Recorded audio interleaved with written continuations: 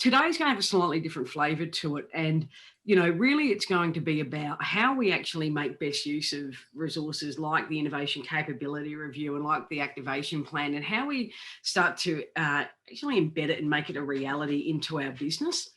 And I think that's really important that we talk about how we want to do that, because I think, like we've said, it's great. You can do lots of strategic plans, but if the back end and your organisational day-to-day isn't designed as well as what it can be, things can fall over. So I know, Kelly, you missed us the other day. So if there's any questions off of what I went through, do get in touch with me, and I'm happy to walk that through with you. Okay, so just apologise. There is a tap dancing border collie beneath my feet here who will go all over the floorboard. So if you hear her, ignore her.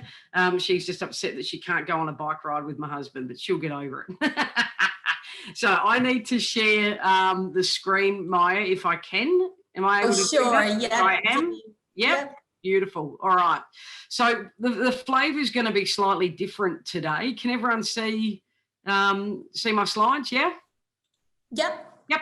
So let's go. Let's start this one. So really today is going to be about getting you to start to think about some of the back-end operations. So some of the internal communications that you need to have, some of the things that you might want to start doing, and I know some of you have probably already started that, but if you haven't, to really get a bit serious about some of the back-end redesign around how you want to shape your weeks and your time. Really, really important. Like I said, you can have best plans in the world, but if your practice isn't quite where it needs to be, it will fall over. So in the time that we've got about an hour. We did run over the other day, so that means probably we're having, a lot of good things were happening, but I'm going to try and stick within the hour that we've got today. And if I run a bit over, so be it, but I'll try not to take too much of your time past that as well. So let's start. First place I think we really need to start outside of here is that I would really encourage you to start looking at your own job role. So you probably haven't designed your own role because you're in your own business and you think, well, I don't work for other people, so I don't need to have a job description or job role as such. And I'm actually encouraging you out of this work to really look at your role. And it doesn't need to be War and Peace, but even some basic bullet points and areas that you want your role moving forward, right? We're not talking about the past. This is another chapter, the next stage, the next phase around really what your role is at the moment, because it's probably going to have to change. It's probably going to have to, and we've talked about this before in the work we've done, but I'm really going to ask you to take a bit of a deep dive into your role and get you to really look at what it is and whether or not. We've talked about what the business is doing that's high value, but what are you doing actually in your role? So most of us wouldn't have a team of people at the moment that we're having to lead. Is that fair? And I don't care about that, because all I'm wanting to do here is set you up for best practice moving forward. Yeah. So that we start with really good foundations, so that when, or if you decide to hire people, be it full-time, part-time, contract, subby, whatever, that we've got some really good practice in place. So the first thing I'd encourage you to do while you're having a little bit of time in the sun over summer is to really think about your role and whether or not, and ask these questions. You'll get these slides, I'll send them to Maya straight afterwards, around what you're doing in your current role and what is relevant and most valuable, and being incredibly disciplined in what your role needs to be moving forward, not what you would like it to be, and not what maybe you think you're the best at and you want to hold on to it. I really want you to challenge yourself in thinking about, if I'm going to execute this activation plan and get really serious about where I'm going to take these opportunities, what am I doing in my role that's most relevant and valuable? The next question, when you're looking at your role in sort of the light of the activation plan and being able to execute it, because that's what this is about, is actually thinking about what you need to add. So I'm not interested in about, stacking and running and putting more on top of more, because that doesn't work. So for you to do something of more value, you're probably going to have to give something up. But to do that, we'll talk about that later. But I really want you to think about, what do you need to add? So for me to add something, I'm going to have to give something up. And I'll talk about that. And that might be around question 4 in terms of operational waste, but we'll get there. So what do I need to, what am I doing that's most relevant and valuable? What would I like to add?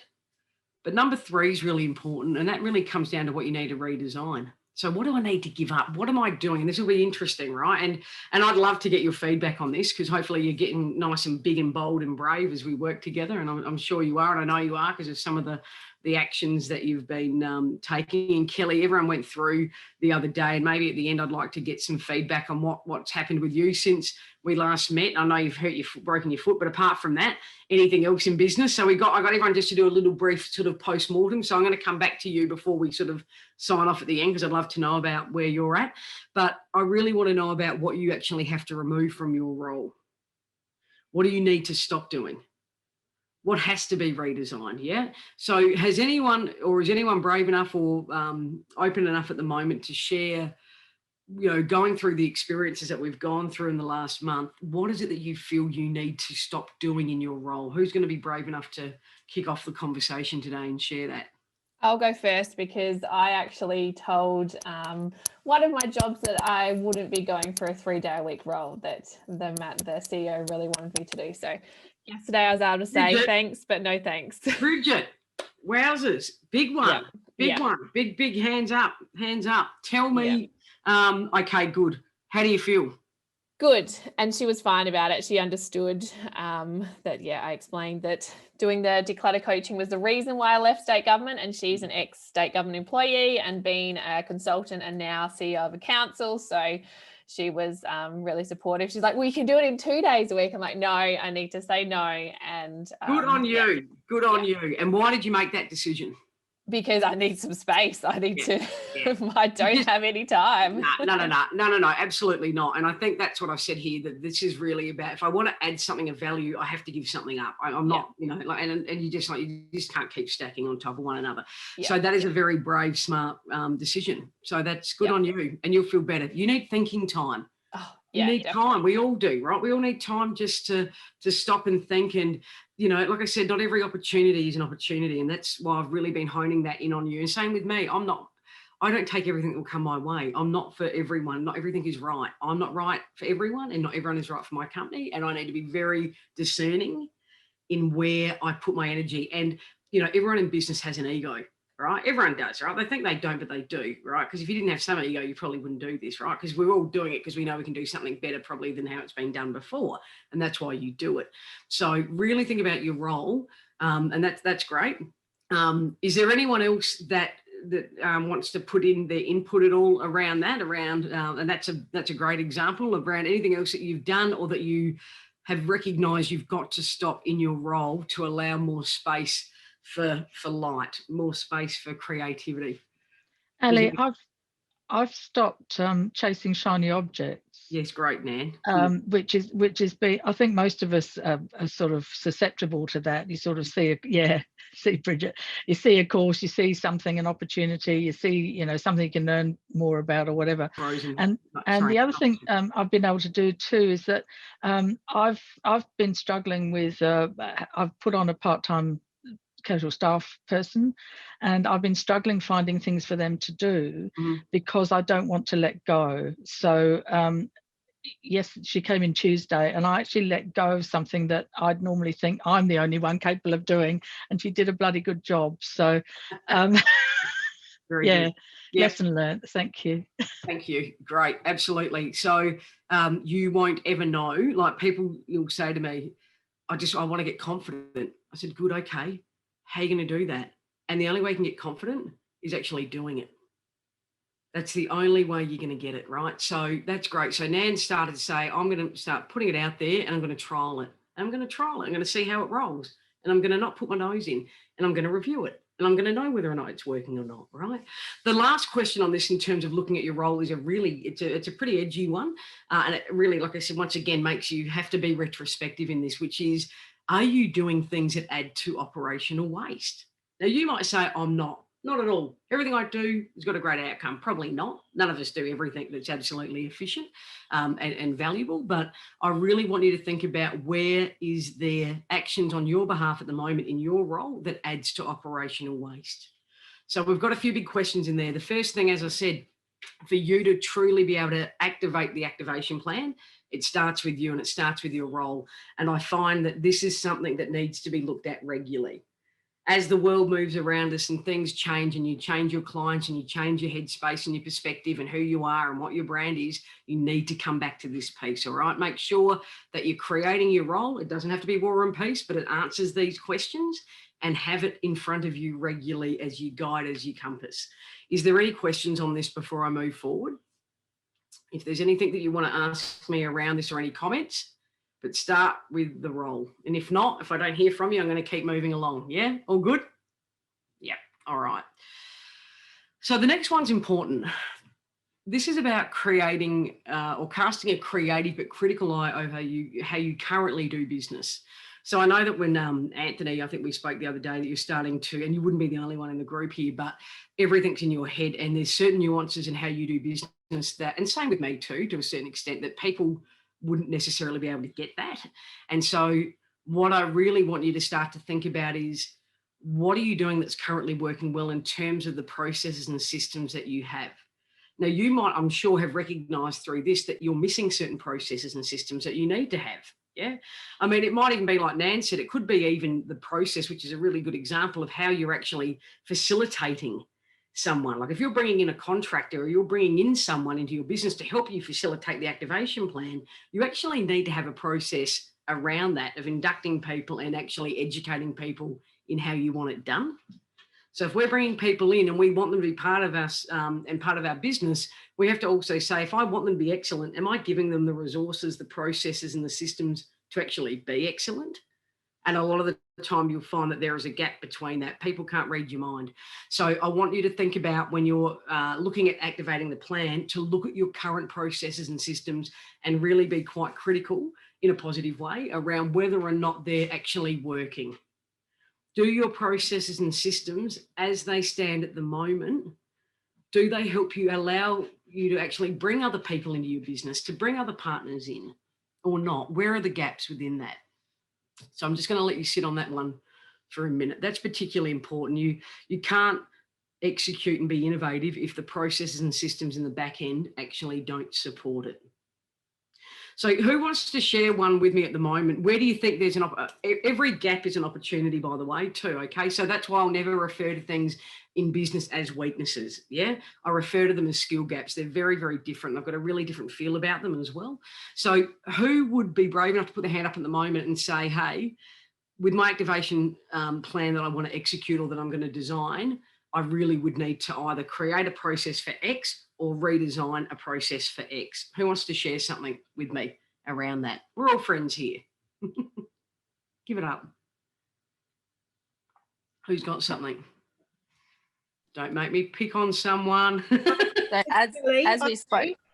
Okay, Kelly, and then there's someone else there. Kelly, do you want to go? And then we'll... Yeah, sorry. I'm looking at getting someone else to come in with helping me set it up, who's also in the field that I'm in, but we're in completely different regions. So we're actually looking at getting together to try and nut out what we need to do so that we can collaborate together. And it's a whole new thing for us, completely, the two of us, because we both run completely separate businesses. We run completely different ideas on how we work our businesses, but we're trying to collaborate so that we can actually pull it together. So we're actually going to be getting together over New Year. Yeah. Kids can catch up, but we can have meetings with champagne to nut it out. So it's actually really good, because this will be something that we can actually look at doing through, and this could be how we evolve it as well. Yep. Because we're not really sure exactly how to put it together either. Yeah, no, that's okay. And I did talk about collaboration and some of the complexities around that, and that's a whole nother piece of work, Kelly. But I do think particularly you're going to have, like you said, some agreement, some system, some memorandum of understanding, some measurement of success for both of you of what that is going to look like, and also too around the parameters, about where you will go and won't go in terms of that partnership as well too. So you're really having to, like you said, start from the ground up and create a process of collaboration and partnership, really. So that's, and how you're going to ongoing manage it, right? It's not just about setting it up from the get-go, it's about the ongoing management. And that's where it tends to fall down, because people get excited about setting up these partnerships because they're all sexy and they're all exciting and whatever, but they don't have any back end around in terms of the ongoing management and review of it. So, like I said, I do quite a bit of work in that space, but if you have a question, I have, like I said, there's some good blogs on my website that I talk about some of the pitfalls that you need to be aware of as well, and some of the steps around that. So maybe pay a visit, Kelly, and if you can't find what you need, then come back to me and I'll see if I can, certainly help you with that. But yeah, it's a different skill set as well. Anyone else? There was someone else there on the back end of that. Thank you for that. That wanted to say something. Yeah, that was me, Ali. So after we spoke a couple of weeks ago, we established that there's some gaps in the processes with my HR contracts and the employment processes. So I guess I was just putting it out there to the rest of the group that that's a gap in the skill set on my part. Yep. I did have something else, but I lost it. Sorry. Okay. No. You're okay. If you remember it, come back. But I absolutely agree with you, Sarah. I think the human resource side, and whether or not that's the recruitment of people into business, the induction of people, the ongoing learning and development of people, then you've got the obviously industrial relation and legal side. That they are big, and they're big gaps as well too. So definitely think about what you're doing at the moment that's working. Certainly number 2, which is what do you want to remove? So is there something in the way that you work at the moment that you know is not leading to success and you have to remove it? Yeah. So there's always add, remove, and redesign within that. So there might be something that you're doing at the moment that we've always done it that way, and but you know that it actually isn't going to be particularly productive in helping activate this plan. So it must go. Remember, I've always said there's a tipping point in terms of things that are going to be successful. What might have worked even 6 months ago won't necessarily now, or even in 6 months' time. So think about what you want to remove from your current process. If anyone wants to share an example around that, I'd be more than happy to hear it. And then the third one is, well, what do I need to redesign in terms of processes and daily operations? Is there certain things I'm doing that they have value and they have some merit within it, but they do need to be tweaked. They need to be redesigned. It might be I'd really encourage you to look at your weekly calendar here about when you're doing things. Yeah. So, I mean, that's a whole nother topic, right? Around the respective time and how to use it, but really look at when you're doing certain things. What are you normally doing? Bridget would know that too, probably with organisation and decluttering and whatever. There's probably best times to do certain tasks, or blocking out time. I always say, some of the things that you're going to have to do here to get the greatness from this plan and this good work that you've done so far, it's going to require real heavy thinking time. And that's going to mean you're going to have to consider when you're going to be more productive and when you're going to need to block that out. So does that mean that I don't do certain things or meet with certain people until certain times, because then it allows me this space to be able to really do the heavy creative work that I need to do in my business? So redesigning, looking at your calendar is going to be key to this. Looking at how you utilize and respect time. Like when people say to me, oh, I'm not very good at time management.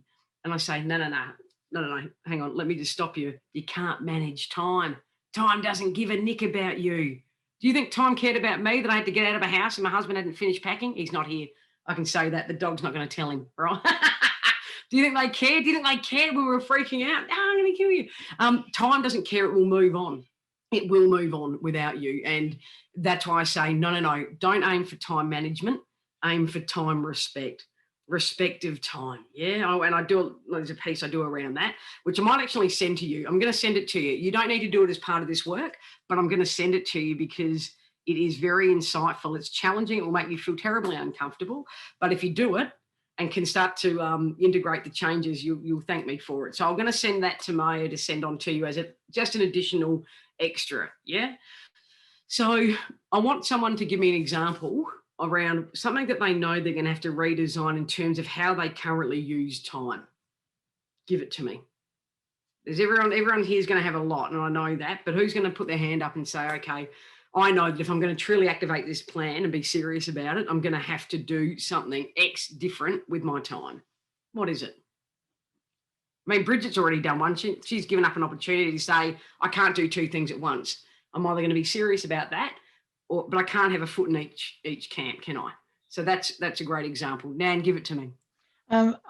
I've been working on trying to keep all my appointments on days where they run one after the other. I've been in the past, I put appointments just when people have actually, it's been more convenient for other people than me. But if they want to see me, they have to actually fall in with my plans. Man. It's very disruptive to have, as we all know, but we don't do much about it. It's really disruptive to have an appointment and then sort of do some work, go and meet with someone, whether it's Zoom or outside the office, and then come back and try and get back into work again. It's really hard. Yep. So that's been one of the major things I've been working on now, is just keeping a day for appointments. Like, this is the day and these are the times that I have. How's it working? It's working pretty well. The few people that have found it really difficult, I've tried to make accommodations with them, but I pressed them first into falling in with my calendar rather than the other way around. I think also too, that this also comes down to your own organisation and being able to actually tell that story around it as well, to say, I currently work, appointments are available with me on X, Y, and Z. And like you said, if something's desperate, they need to work outside of that, fine, but you do need to be disciplined with it too, yeah? So having certain appointment times where you can see people, maybe blocking out a day where you do your big strategic thinking, because I agree with you. You can't stop, start. I mean, it's currently being edited at the moment, but I'm designing a whole platform that will allow me to take my work anywhere, anytime. And so I had to write the content, then it was professionally filmed. And I had to do 2 or 3 days a week writing because it was so much content. And so everyone, I would just say, look, these are my writing days, because I had deadlines. Yeah, I had PA and people saying, where is it? Where is it? So people just knew that, and no one said, nah, well, I don't want to work with you if you're going to do that. Good on you. No, everyone was good, but I set the scene very early on that's what I'm working on, and I'm able to see you on these days. And you have to stick to it, because I knew I had a time frame and people were coming after me.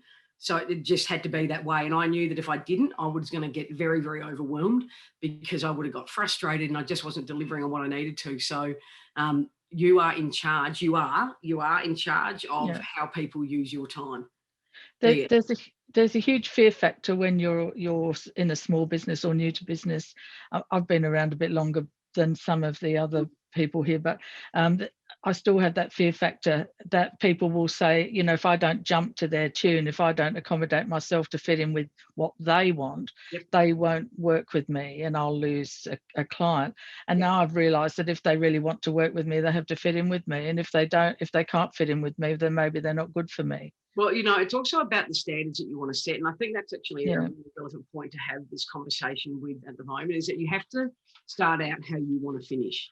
So by that, I mean, you need to be really clear on what your parameters are. Yeah. You need to think about what you're willing and not willing to do to have an opportunity. Yeah.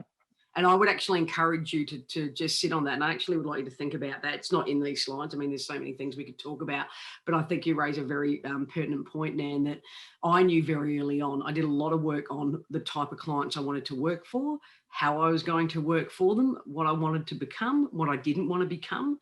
I work, not at the moment, because obviously I'm in transit, but, there are times that I'm trying not to do it as much, but I would obviously work quite a lot of weekends.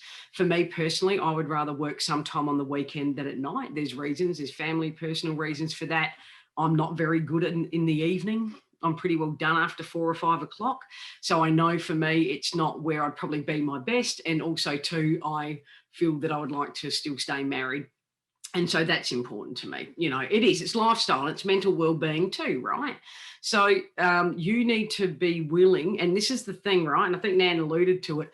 If you set a very shaky precedent with clients or with anyone, for example, and have no boundaries in the beginning, what do you think is going to happen in terms of your client relationships? It's going to be fraught. Go on. And sorry. They end up having extremely high expectations as well. Like once you kind of let them rule your timing, they think they can rule it all of the time. And I really struggled with that at the start of my business. Is that in the okay. And so what happened? Can you give us a brief sort of insight into what happened when you didn't set the boundaries around that? Yeah, I was working till 10, 11 o'clock at night with clients doing nails while I had my kids at home, just because I just couldn't say no, and it wasn't okay. Yeah, no, and it's not okay. Yeah, and I wouldn't be doing it. I wouldn't be, like I said, I'm got lots of ambition, but I also don't want to have a breakdown either, and I want to be well, right? And I want to enjoy my life. And I really think, like I said, set your expectations for how people are going to use your time. That's all I'm going to say on that. That's a big topic, but thank you, Nan. Great example. Start out as you want to finish. Yeah. And so, like I said, I want you to think about that. I want you to think about, what are you doing that you've got to be able to stop? You might say, not right now, I can do it next week, or maybe next month I'll have time, but I actually don't have it at the moment. I've got a deadline that I need to work towards. And it's this. Because you'll be the one that will be affected through it. So think about your processes and systems as it relates holistically across the board. All right. All good? Good for me to keep moving here? Yeah? Some big things to think about in that. Okay. So I want you to think about how you want to actually, and I've said this starts with the best foundations, and this is actually going to work for you whether or not you have one person, 22 people, 12 people, it doesn't matter. What I'm going to give you in the next couple of slides is really about some simple things you can start to do in your day-to-day life and in business to start to really maintain momentum. Remember we talked on Tuesday around why strategic plans don't go forward, and some of the key reasons were, well, they don't have the right detail in it, people don't have buy-in, you create it, you then forget it, there's no review process to be able to follow it up, so it doesn't actually stay top of mind. So I'm going to share a couple of things with you that will help you start to take the activation plan once you've created, and the innovation capability review, because remember, they work together and they always evolve, and things will fall off as you dress them, other things come on.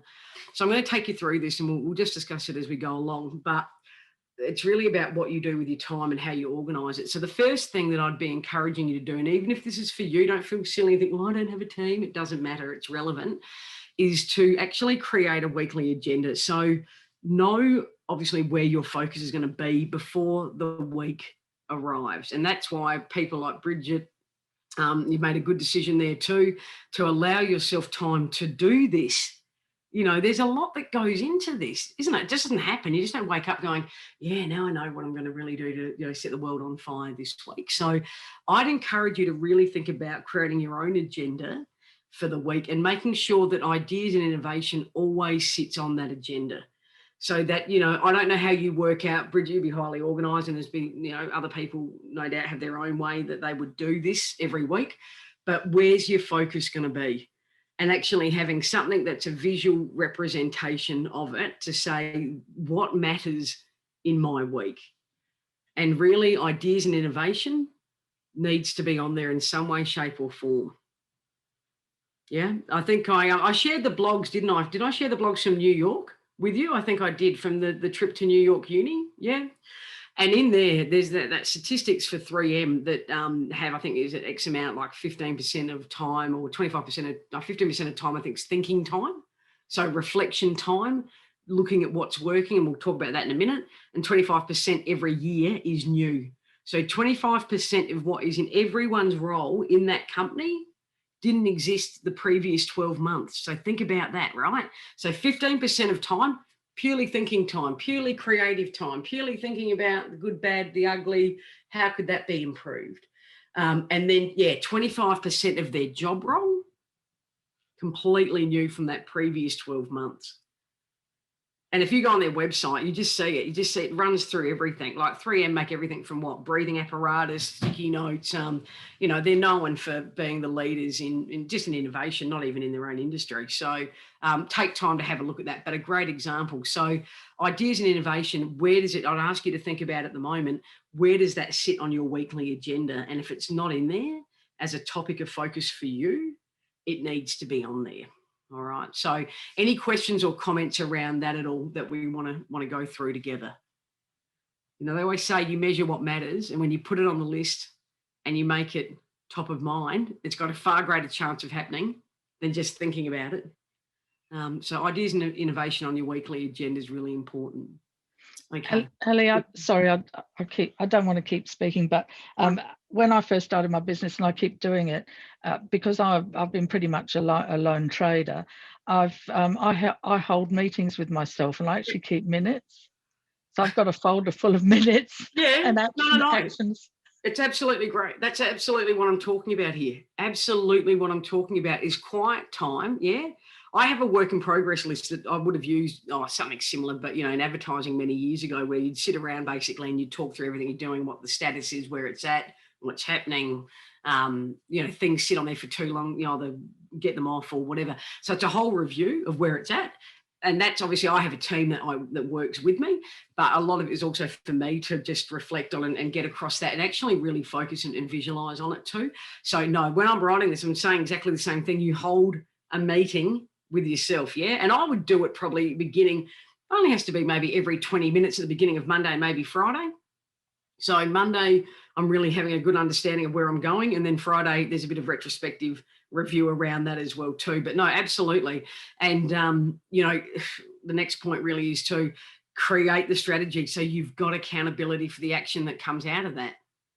So when you're creating it, think about how and I don't know what method you use, but something visible, something that sits somewhere where what's coming out of those meetings, Nan, you're writing it down, but it's going somewhere where you can track the ideas, the actions, not dissimilar to what we've got within the innovation capability review as well, right? Taking elements out of that and putting it somewhere so you know where it is, and the opportunity to be able to even evolve that. So when things are happening, put a line through it, delete it. That's obviously going to be very good for morale as well too, because you can see movement. It's a visual representation of progress. So Nan's idea of holding the meeting with yourself, absolutely, that's what I said. It's an agenda and you track it. The next point I want to make, and please jump in, guys, with your comments and feedback. They're all very worthwhile. I'll just jump in there. I had a whiteboard that sat just behind my screen here, but then I felt my desk was too cluttered, and it's to my left here. But since it's not in my peripheral vision, it's dropped off my attention span. So I'm going to bring it back onto Bring it back. There you go. No, do bring it back, and you'll soon know enough. Yeah, no, that's good. Thank you, Bridget. The irony, the clutter, but sometimes, good clutter, but you need to be able to have that there. Like I said, it's got to be top of mind. It's got to lovingly haunt you, where it's there every day. It's there every morning. It's there in the afternoon. You can see where you're at. So very, very good point. Thank you for that. The next point I want to make about in terms of your practice moving forward is to find a safe, creative place in where your ideas can be discussed and where you actually own your own action. And I know that obviously you've got a great community within NVI. Some of you have your own coaches outside, but get a mentor or a coach or someone that will make you accountable. Someone that's going to tell you the truth. Someone that's going to challenge you lovingly. Yeah, someone who's going to lovingly push back and get you to think about a different perspective. And however you find that, not your family and friends. Why do I say, look, I love my husband, he's awesome, but you know what? No. Why do I say you need to look outside your own family and friends to actually get the right person for this? Give me some feedback. Why do I say that? Because some of them are completely unbiased, whereas your partner and your family are very, very biased towards you and your opinions. Yeah, they are. And they don't want to hurt you. Tell you what you want to hear instead of what you don't want to hear. Yep. And also too, they're not always skilled in the area that you need that support in. Yeah, God love them. They're very talented, I'm sure, in many things. But unless you've done it and been in there and been on a journey, and everyone's trip is different, right? But unless you have that expertise and whatever, as I said, I wouldn't, be trying to fix my own knee or teeth. I'd go to specialists for that. And this is no different either. Yeah. So find someone that you obviously have trust and a connection with, but find some deliberate opportunity after this. If you're not already, do it to make someone make you accountable, own your own action. Yeah, and I know that's really, really important. And Bridget, I know you've probably got something you can add to that, so jump in. Yep. And also even like Dee is amazing and I love working with her, but that extra buy-in of paying someone also helps to make that follow through with the accountability. Yeah, and I agree with you. And I think you do need to invest. I mean, I've invested and I continue to invest in my education as well. And I think you're right. You need to have a bit of skin in the game, as they say.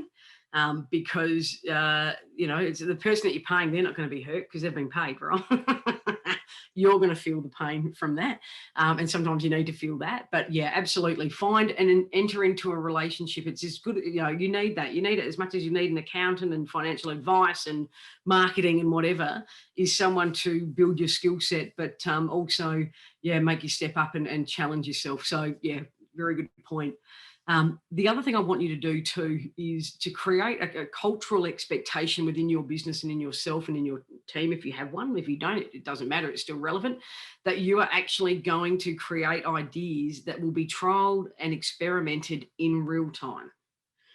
There's no point having ideas if you don't execute them. And why do you think ideas stay ideas most of the time? I'm going to send a handout on this too, Maya. I'm just making notes about some extra resources I'll send you.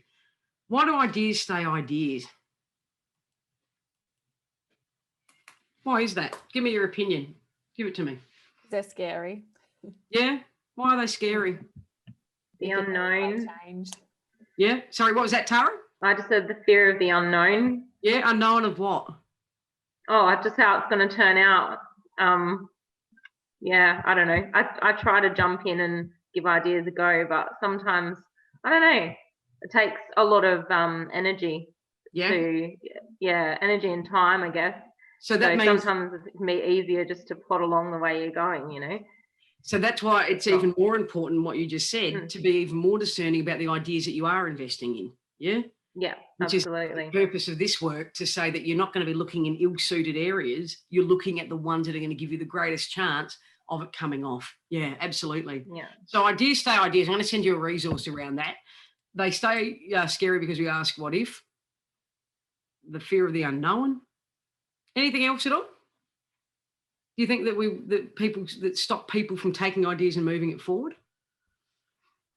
I think sometimes you might have too many ideas and knowing which ones to have a go at, if your brain works like mine. Yeah, no. And look, I'd say there'd be most people in the room would agree with you, and I do work all over the country, and guess what? It's the same thing, right? So that's why this work, thanks, Anthony, of actually deciphering the wheat from the chaff, so to speak, in terms of the ideas that we focus on in this piece of work. That's why it's absolutely important to be disciplined. So, and also too, if you look at it and really strip it back, people are very worried about what other people think about them. And that's why, you know, a lot of the time people are worried, and that's why they don't do, honestly, what they need to do. So I'd encourage you to be really discerning about whose opinions you actually care about. Yeah, I could go to town on that, but I won't. Anyway, maybe that might be a video for another day, and I'll let you know where you can find that. But create an expectation, like I said, somehow in yourself, in your business, in your operations, that, you know, there is an expectation on you. And also too, you know, when you start to get bigger, if you decide to go that way and hire people, you want to have people around you that are of like-minded in that way, that they're part of a business and a team that just doesn't talk, you know, that does something. So think about how you're going to start to be able to create that expectation in yourself, that you trial and experiment ideas in real time. And that's why that time frame, that deadline around this is so important, because it doesn't run on forever. You will miss the opportunity. Is that a fair comment? At times, sometimes you'll miss it. Someone else will come along. The trend will change. Something will happen externally that will make people do different. You don't have all the time in the world, you know? So move. Think about how you're going to create that. Is there any comments? I'm going to send you, like I said, I'm making a note of some things I want to send you as a bit of extra love. Is there any comments off of this? I mean, so far, can I get you just to give me some feedback in terms of what resonates with you from what we're talking about here? Because this is really about behaviour and more of the cultural aspects around the business, but absolutely important that we discuss. You know, I'm not just going to give you a plan and go on your merry way, because I know that is it's an important part, but it's only one part of a business. Is there any comments or feedback you want to share? Yeah, Susanna here. Absolutely, all of it resonates. Yeah. And I think probably one of the things that I have to think about is learning to invest in myself and my business, because being in small business for the last, 35 years or something or other on a farm and other small businesses, it's really hard to, when you get chunks of money, to be not frightened of spending it, because you always think something might happen and you'll need that money. So that's probably my biggest thing is having the confidence to invest in myself. And sometimes you get some pushback from that as well. And then you go, oh, back again and all this sort of stuff. And yeah, I suppose. Did you say pushback from your from family and partners? Yes, and friends. And yeah, that's right. Yeah. I've lost your sound again, Susanna. Sorry, I couldn't hear you on that. Yeah, pushback from partners and friends and things like that, and even women in business groups. Yep. Which surprises me. Yeah, no, don't worry about that. Your sisters aren't your sisters all the time, Susanna. Let me tell you that, mate. Do you know what I mean? Like, you think that women are going to, no. It doesn't work like that. You know, it doesn't, unfortunately. And one thing I'll say, and I'll talk about this quite honestly, you've got to back yourself. You really do, right? Like, when I went and spent a rather large amount of money in going to New York Uni last year, I didn't have the full support of my husband, and I can say that. I love him, but he was like, huh? What are you going to do that for? I knew why I was doing it. I wasn't going to go and spend a large amount of money and not know what I wanted the outcome to be, and I pushed back on it, and it wasn't perhaps the most easiest thing to do, but that's okay. I know where I'm going. I went. It was amazing. It will serve me well, honestly, for the rest of my life, not just in business, but as a person. And that was no one else's decision but mine. And I use that example because it's true, right? And it's a big one. And I really want you all to truly think about, there's always cost and benefit. And if you don't take... In a small business, and, you know, I concur with Nan as well, that I've gone and done some part-time work and contract work and all that, but I haven't felt like I've earned my own money. It's always been, you know, the breadwinner and things like that. And I've always backed up with the paperwork and all that, which you don't physically get paid for. So I think it's also getting around that headspace is that, you know, I'm still not earning my own money to spend as I see fit. So there's one of those things, but that's a bit of a generational thing, and the confidence that I see in younger people being able to spend on themselves, invest in themselves, do what they want to do, be what they want to be, to me is just mind-boggling.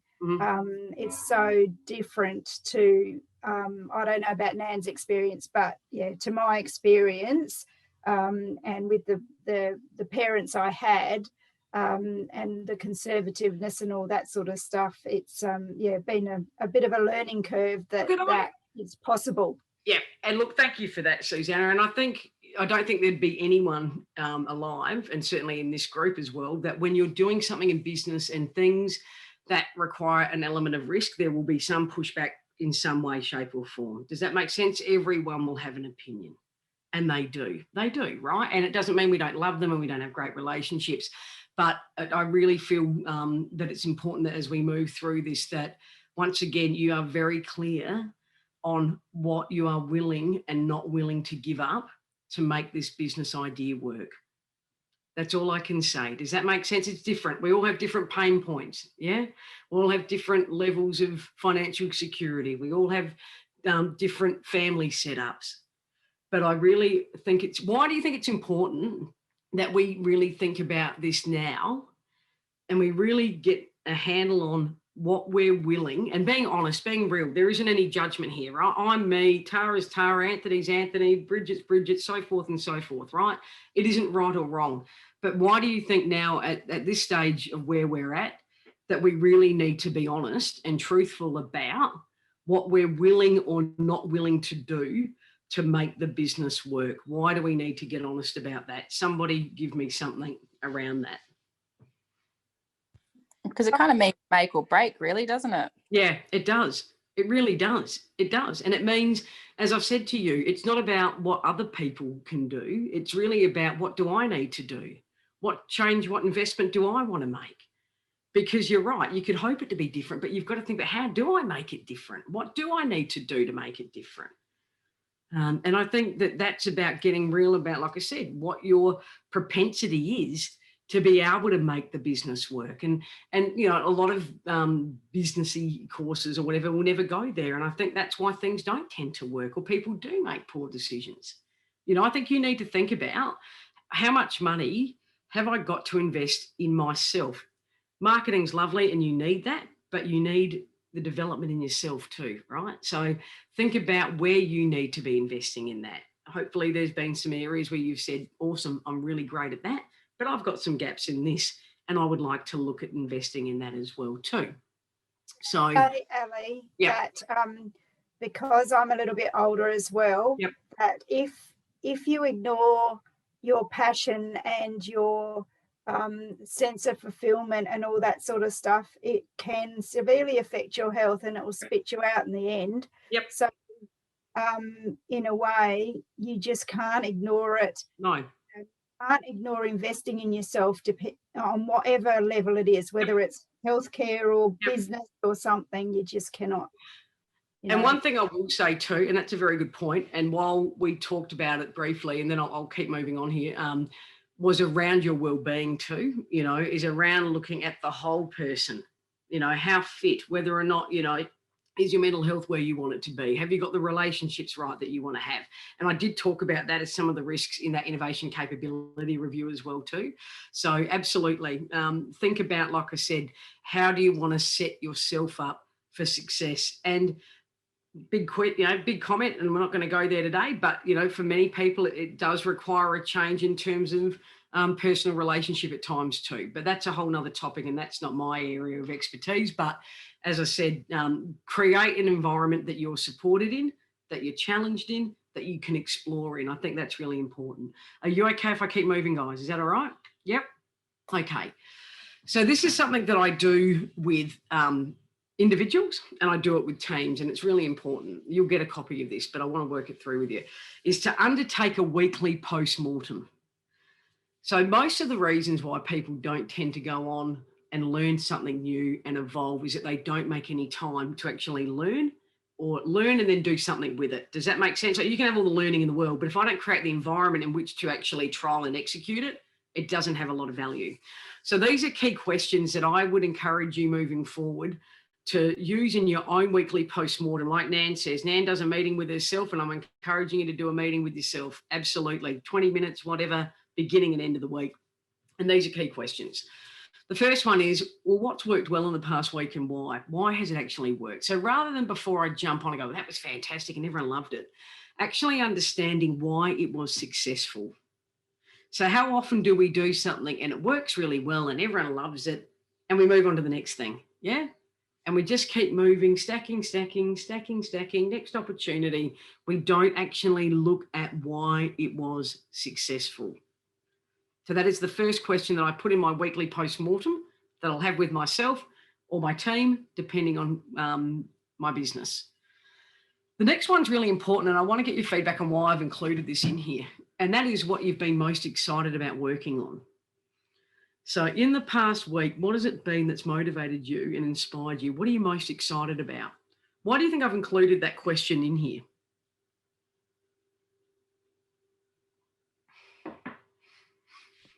It can help you prioritize what the most important things are. Continue. Yep. So the things that are inspiring you, the things that you can prioritize, to be able to maintain some focus around it. Because business is not easy, right? It's like I said, it's awesome. It's got great things. There's nothing else I could do or want to do, but it's also challenging. So you need to be able to have something to be able to keep focused on as well too. The next question is really important, and I want to spend a bit of time on this, and that's what did not go to plan and why. So what didn't work? And the reason is that I focus on things that don't work, and I do that within organisations as well, is that you can't innovate from strengths. You'll innovate from things that aren't quite where they need to be or where they can be improved, right? Anthony, you're an engineer, aren't you? Yeah, so you're always in this space, my friend. You're always going back and looking at that and how do I improve this and whatever. But we have a bias towards success as humans, and we don't want to talk about anything that is a little bit uncomfortable. Why don't we want to talk about things? Why don't we want to talk about things that actually are not right? And if they haven't gone to plan, why do businesses or teams tend to just sweep it under the carpet? Why don't we talk about things not going to plan?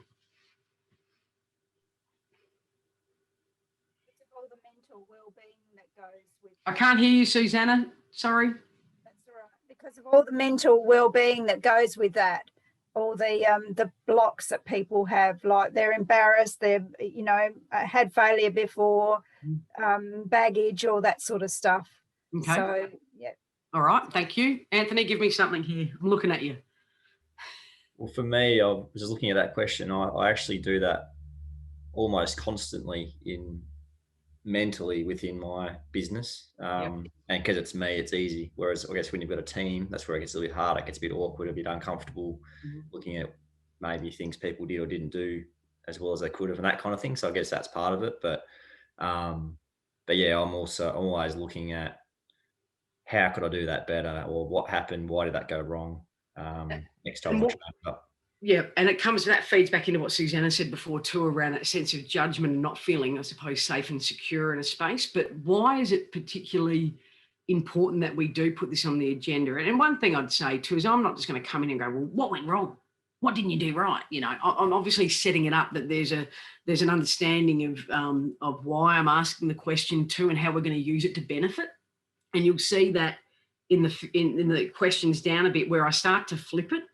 I don't just leave it on why did it go wrong, and you'll see that. But why do we need to put this into our conversation? Why do we actually need to start to say, hey, not only is it okay to say and talk about why it doesn't go right, it's absolutely essential. Why is it essential that we put this into our conversations when we're reviewing our own performance and where we are and those around us as well?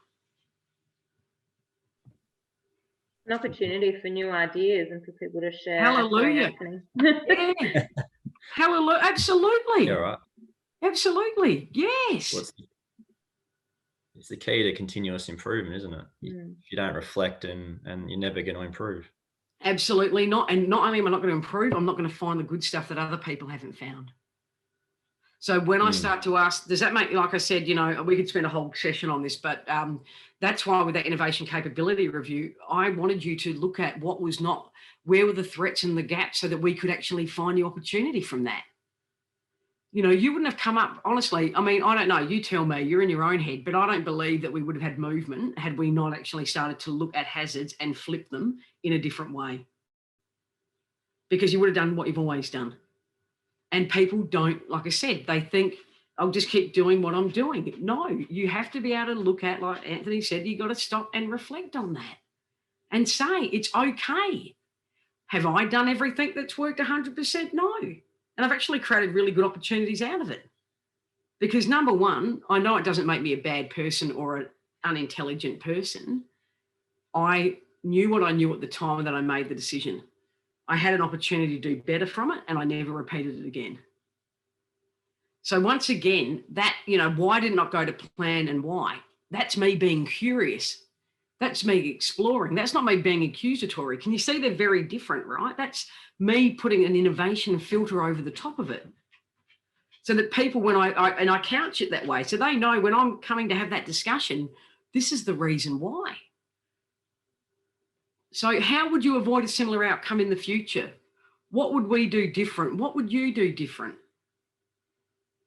So this is not just about repeating it. This is, like we said, stopping, resetting. How do we, and the next question after this is, sort of like the big daddy, but how would we avoid a similar outcome in the future? We have to use them as proper learning opportunity. And the next question is absolutely important. What are the most valuable insights gained or lessons learned that we can use to build new opportunities into the future? That one there, I really feel is like that's the positive kicker in this. Because when you ask that of yourself and of your team, what do you think it tends to do? I've asked you, but what didn't go to plan and why, and how do we avoid that? But then I ask you, and we work together to think about the most valuable insights and lessons learned that we can build new opportunities from. How do you think that makes people start to feel? What does that tend to do when we start to have that question there? It puts it front of mind, so you're more likely to be searching for them throughout the week and be ready to. Absolutely, and minimise the chance of it happening again, right? And this also takes away any victim mentality. Yeah. So when you actually say, okay, something didn't quite go to plan, a deal went wrong, I had to return money because the other partner didn't deal, and these are real examples for me, because the other partner didn't deliver, so now I'm going to be at a financial loss. Okay. Reputation might have taken a slight hit. That's pretty painful. But I didn't say, God, they're assholes and whatever. I had to sit there and say, what was it about that project that didn't work, or the process leading up to it, which I did. And I identified where there were gaps in process and what I needed to do different next time to minimize that happening again. Does that make sense? And that's why I can now work in the area of collaboration very well, because I've been through the pain of it and have taken the time to review it and know where I'm going to fill the gaps in that actual process as well too. I didn't just say, well, they're useless, they're terrible, do the next project. No. So this post-mortem of really understanding where the insights are and where the lessons are learnt that will allow me to evolve is absolutely critical if you want to be innovative. You can't be innovative without it. How are we so far in some of these questions? Give me some feedback in terms of how they're making you feel. What's your thoughts? Give me something. Give me something. Somebody talk to me. Tara, I'm looking at you. It's good to have the framework, to approach and question yourself on that stuff. Absolutely. Yep. Yeah, so it's just to have those questions set out as pure self-reflection questions is just a really useful tool. And as I said too, you take the negativity out of it and you take the victim mentality out of it, and you start to look at about what I'm going to do different. I have to take ownership over this. What will I do? So I finish it up on a very positive note, but I'm looking at it from a mature business perspective. Yeah. The other thing too, the other question within this is, what other useful comments and feedback have I got from clients in my community? So am I hearing things, right? Like really listening to people. What's the feedback? What have I heard? Have I read something this week? Has someone said something to me? Am I starting to see that there's a trend happening? Where are the comments and the feedback that I'm getting from clients that I need to also be mindful of every week, or that I'm hearing that I can be using in my planning as well too? So a creative, useful post-mortem with these questions on a regular basis will allow you to start to see negativity or challenge in a very different light. All right. So that's why I wanted to give you these questions to start to look at it and flip it. Remember, I said you can't be innovative and be risk adverse. You can't be innovative and bold if you don't want to look at yourself and ask yourself about why you're doing certain things and why you believe what you believe. Okay. Can I add a tool that takes on some of these questions? Yeah. So I am a hand writer, and I think I compute things a lot better. So I use a full focus planner, and it's got a weekly preview and looking at post-mortem as well. But I love that it also has the personal and professional side of things and a self-care planner in there, just to give me an idea, because sometimes my week can be more focused on personal, and I need to adjust what I expect of myself during my professional time, and vice versa. Sometimes a bigger professional week, and I need to adjust my personal life expectations a bit lower. So I like that mix as well. So, and that comes up between each week in my diary, so there's no cheating it and forgetting about it. So that's something that works for me. Yeah, that's good. And I think you make a good point that when you're looking at what the week will be like, there's commitment to family and friends and other things outside of business which you need to have in order to be a well-rounded individual. And there's also, which you touched on briefly, which I would implore you to put in, is time for self-care and exercise and time for yourself, and putting it in there, because like I said, business is a long run. And if you try and sprint and don't look after yourself, it won't go well. So where do we put in those different parts? So when I'm looking at this calendar and even this weekly post-mortem, think about it even from a personal perspective as well too, about what you want to integrate within these questions as well. So as I said, start with the role, the time, how you're using time. I am going to send you some loving resources after this to use as you see fit. This weekly post-mortem, the questions that you ask yourself regularly, type it up, put it somewhere, question yourself, use these questions, to not be afraid to go into places that you think are negative. They're not. As long as I've got an outcome, as long as there's a purpose behind it, that is what we're looking for as well.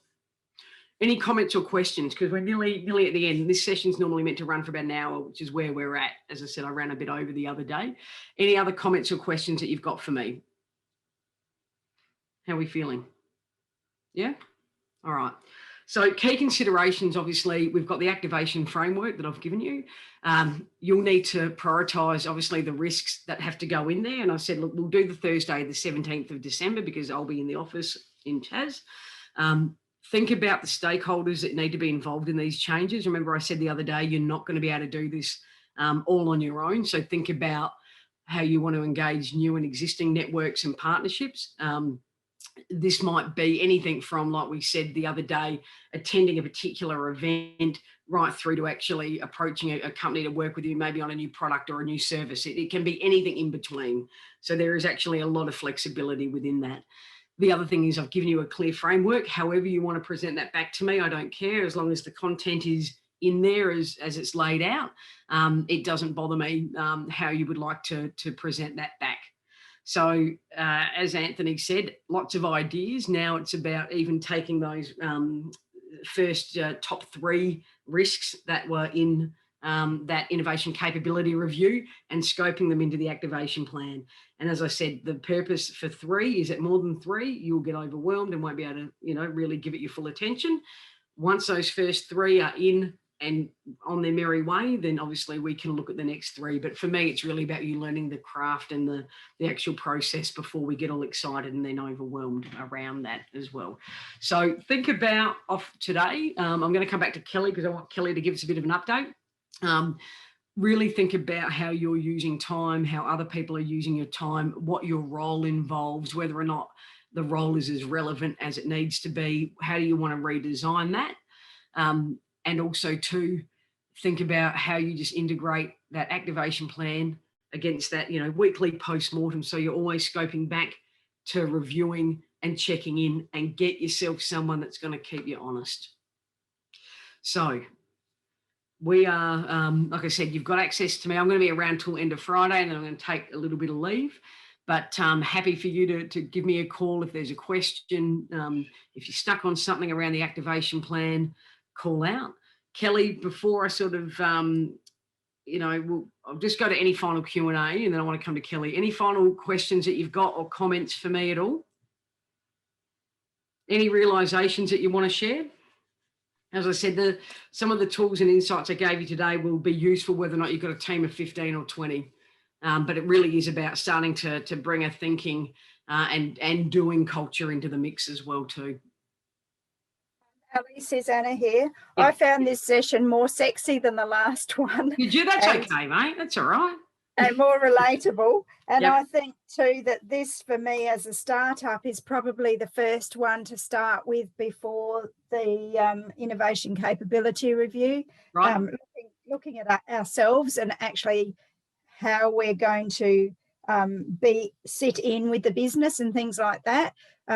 It's a real eye-opener to look at that. So thank you. No, you're welcome. And like I said, it's there's so much content that could be facilitated and you're obviously trying to, pull that together. But look, it is edgy and sexy and real, really, and that's why it works. So I appreciate your feedback. Thank you for that. Any other feedback or comments that you've got for me? Feedback is I really enjoyed the doing and the push to have something sent through between sessions. That's what I need as a lifelong learner. I'm good at absorbing the information, but actually doing the action's a hard thing. So I really appreciate not forcing us, but in the same way, forcing us, making us make the time to do it. And look, like I said too, Bridget, thank you for that. I mean, at the end of the day, for me, it's all about the trial and experimentation again, right? Like, so you've got the learning, but now we've got to do something with it. And that means putting it into something that we can action. And, the way you'll get the most from this is actually, through doing it. Yeah. So look, people have to work with me for months at a time, mate. So you've only got me for a few sessions. So, consider yourself lucky. No, look, I'm very much I've had a great education and whatever. My value is actually creating and making things work. And creating things that don't exist, and that's why the doing is everything. So yeah, as I said, you know, be effective, not fancy, you know. So thank you for your feedback, and I look forward to lots of doing. All right, before we go, so thank you so much, everyone. Kelly, hey, can you give us a bit of an update on where you are with the business and any sort of particular changes that might have occurred since we would have caught up with you last? Yeah, so I have actually set up my second clinic in Port Broughton. Mm-hmm. Did have my accident, but I actually kept working. And through that, what I've done is I've actually been able to access networks in the region and in SA to get referrals and stuff through. So I'm actually treating this clinic as, I suppose, the test dummy of everything that I'm putting together. So even though I've got my clinic in the Barossa, this is where I'm going to be focusing a lot of the innovative ideas that I've got coming through. So it's actually allowed me to, you know, contact the health funds and all the organisations and the professionals that I need to, because I've had to sit back and take some time out. Yep. So it's been really positive, and I've actually started already getting referrals from GPs, which is absolutely awesome. Great. I'm unable to access business loans, I've just found out, because I don't own my own house, which is great. But it just means I need to find out other ways of actually looking at trying to get some funding to get the machine that I'm really wanting to be able to use. Mm-hmm. I don't need it, but it will add to the value of what the program is that I'm wanting to offer. And once we get this program and process in place, it's something that I will be able to on-sell, I suppose, to other professionals to actually make a pre-assessment sort of thing happen for people with any diagnosis, not just those with cancer and lymphedema and stuff. So it's all positive. It's all moving. So how are you feeling? So that's good. So you're feeling in a good space at the moment, yeah? Yep. And I was laughing before because I did kickstart my business really well by injuring my foot. And introducing myself to everyone. I'll make the gags. Thanks, Kelly. No, very good. Well, no, thank you so much. And like I said, I've really enjoyed seeing the quality of the work that you've created so far, and more importantly for me, the evidence of action. That's what, you know, I get most excited about, because that's what will make the greatest difference. So thank you for your commitment. We're now at the final sort of stage. So 17th of December, I'll send you a little suite of resources for you to review and sit on and answer as you would like. But yeah, 17th of December, activation plan. I'll be around until tomorrow afternoon, and then I'm going to have a little break, and then I'm back all guns blazing on the 17th. So we all good, all clear. So you'll be getting another email from Maya very, very shortly with some extra thinking and a copy of the slides. And I certainly enjoyed working with you, and I hope we maintain connection, and I'll be certainly following you and seeing what you're doing, you know, on the other side into 2021. So thank you so much for the opportunity to work with you.